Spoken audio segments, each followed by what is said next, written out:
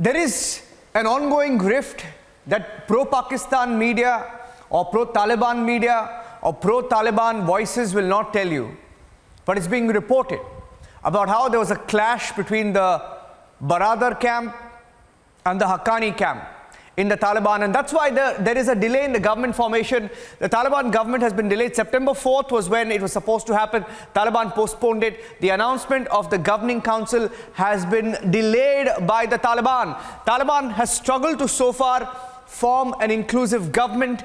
Taliban factions are bickering for power in the government. There are several factions, most importantly the Baradar faction and the Haqqani faction. And top leadership has been finalized, key positions are being contested, and it's a very, very fierce fight for control. It's essentially pro-Pakistan Taliban versus anti-Pakistan Taliban. Now let's tell you what's happening. Is the Taliban at war? Seems like, and as per reports, clashes have broken out between Yaqoob and Haqqani factions.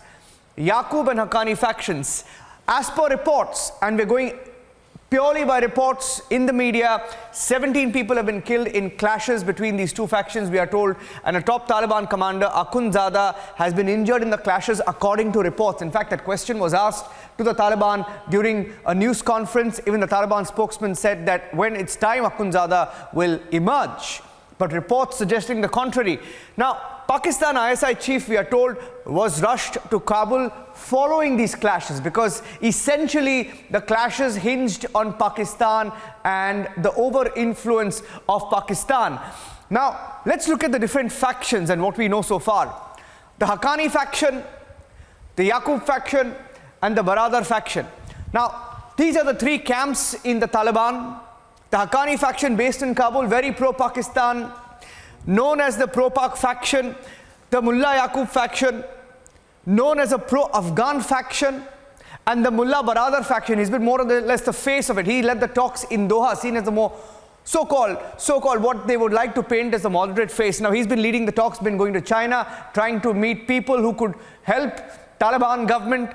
Wants political leaders in the Taliban cabinet. They've been talking to people like Hamid Karzai and Abdullah. Don't know whether they will eventually be a part of it. But these are the three factions in the Taliban, and that is why they're struggling. There is a story that is not being reported about the factionalism in Taliban. Now, what's in it for Pakistan? Why is Pakistan so excited? Why is Pakistan sending its ISI chief? Why is he going there to rent their army, rent their choppers, rent their drones to attack Panjshir? ISI chief is in Kabul for talks on government formation after the fallout, after the clashes between the different Taliban factions.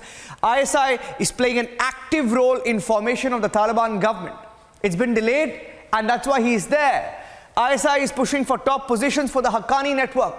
The Haqqani network, very close to Pakistan, protected, shielded by Pakistan for years and decades, now playing a central role in Taliban. Haqqani network known to have a pro-Pak agenda, and it's all playing out as per a Pakistani script. Now, that's the story as it stands. The Haqqani network also was behind the attacks on the Indian embassy.